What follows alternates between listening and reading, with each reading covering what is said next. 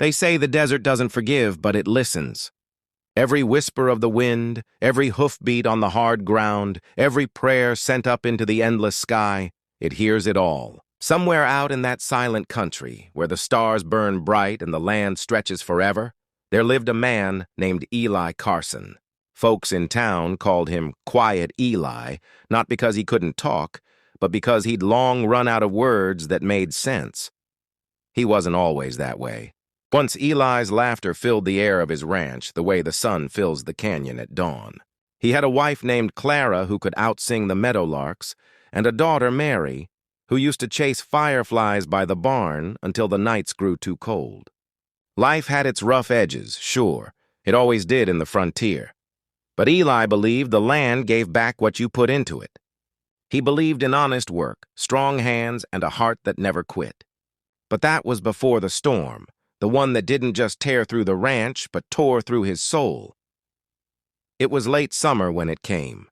The sky had been heavy all day, a stillness in the air that made the horses uneasy. Then, in one terrible night, everything changed. Lightning struck the dry brush. The wind screamed like a wounded thing, and fire raced through the fields faster than any man could ride. Eli and his wife fought to save the barn, the herd, the home they built with their bare hands. By dawn, the fire had taken almost everything. The barn collapsed, the cattle lay dead, and Clara, who had run back to save one frightened mare, never made it out. Eli found her near the corral, her hand still clutching a rope, her eyes open to the morning light that she would never see again. Something inside him broke that day, something that no amount of prayer could mend. He buried Clara beneath the cottonwood tree near the creek, the same spot where they had first picnicked as newlyweds. He marked her grave with a simple wooden cross, and from that day forward he spoke little and worked less. Mary was sent to live with her aunt in town. Eli told himself it was for her safety, but in truth, he couldn't bear to see her eyes. They were too much like her mother's. Seasons turned, and so did Eli's heart, harder, colder, more distant. He stopped going to church, stopped talking to the neighbors, stopped believing in anything beyond what he could see with his tired eyes. The land grew wild again, fences fell, and the house began to sag with age. He lived by habit, not purpose. Every morning he'd feed the few animals left, patch what needed patching, and sit by Clara's grave until the sun went down. Sometimes he'd talk to her, but mostly he just sat. The silence suited him. Then came the drought. The river that had once sung beside the cottonwood turned to a whisper. The grass died first, then the crops. The sky stayed empty for months. A cruel, cloudless blue. Eli barely noticed. He'd already run dry long before the land did. But one evening, as he walked the edge of his property, he came across a traveler. Half-starved, barely standing, his horse collapsed beside him. The man looked young, though his face was hidden beneath dust and sweat. Eli thought of riding past him, but something, maybe a flicker of Clara's voice, made him stop. He brought the stranger home, gave him water, patched his wounds. The man slept for a full day before waking.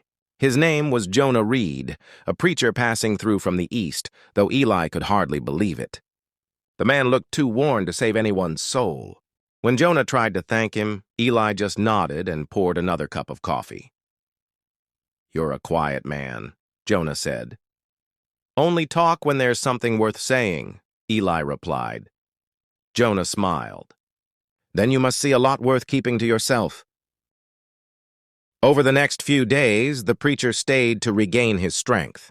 He helped Eli mend fences, shared his dried rations, and spoke of the road he'd traveled. Eli listened, but gave little back. Yet there was something about the preacher's presence, steady, unhurried, unafraid, that unsettled him. It was like watching a man hold a candle steady in a storm without the flame ever dying. On the third night, as the wind carried dust through the open windows, Jonah spoke softly. "You ever lose something, Mr. Carson?" Eli looked up from his cup. "Everything worth having." Jonah nodded slowly. "And yet here you are." "Because dying's easy," Eli said. "Living with what's gone, that's the hard part."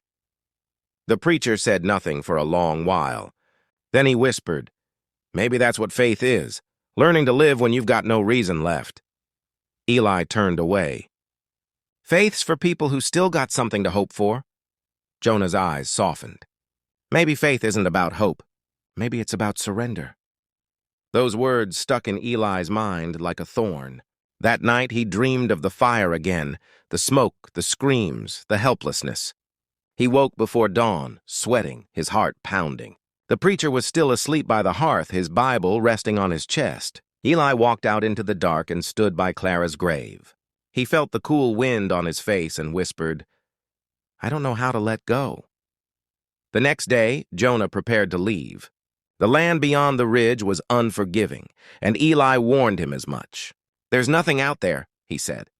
Jonah smiled faintly. "There's always something if you keep looking." Before he rode off, he left his Bible on Eli's porch. "You might need it more than me," he said. Eli didn't pick it up for 3 days. The drought deepened. Coyotes came closer each night. Eli kept working, not out of purpose, but because stopping meant thinking. One afternoon, while checking the far pasture, he found a young colt tangled in a fallen fence. Its leg was cut deep, eyes wild with pain. For a long moment, Eli just stood there, frozen. He'd seen too much death to want to add to it, but something made him kneel beside the trembling creature. "Easy now," he whispered. "Easy." He freed it, tore a strip from his shirt, and wrapped the wound. The colt pressed its nose into his shoulder, shaking but alive. Eli felt something stir, a warmth he hadn't known in years. Life was still here, stubborn, fragile, beautiful. He walked the colt home slowly, his hand on its mane, his heart strangely light. That night he couldn't sleep. He found himself sitting by the preacher's Bible, staring at its worn leather cover. Finally, he opened it.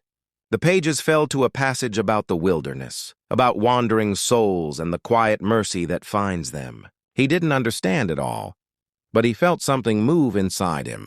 Not belief, not yet, but a soft remembering, like hearing a song you once loved and thought you'd forgotten. Days turned to weeks. The colt began to heal. Eli named it Mercy. Each morning he'd lead it to the creek, still barely flowing, and watch it drink. Sometimes he'd talk to it the way he used to talk to Clara. "You think she'd be proud of me, Mercy?" he'd ask. The colt would flick its ears as if listening. He smiled at that. It had been a long time since he'd smiled. One evening, clouds gathered over the horizon. Thunder rumbled, faint at first, then louder. Eli felt his chest tighten.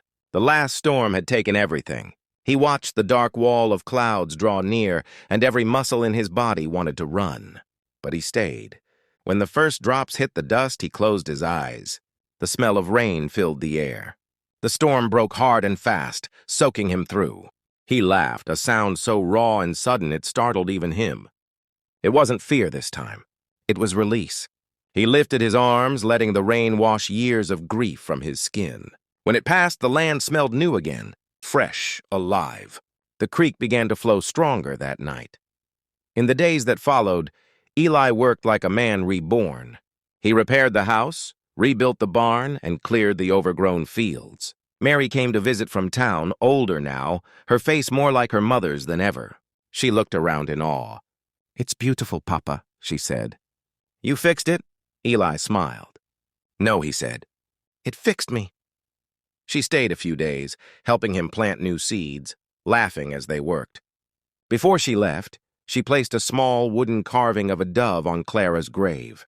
"Mama always said peace comes when you stop fighting the wind," she whispered. Eli nodded. He finally understood what she meant.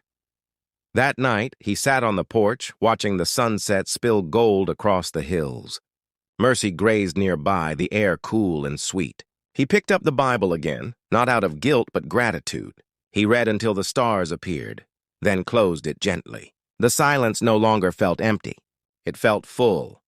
Of Clara's laughter, of Mary's smile, of the land breathing around him. Months passed. The ranch came alive again. Grass grew thick and green. Cattle returned from neighboring herds, and birds nested under the eaves. Eli was no longer quiet Eli.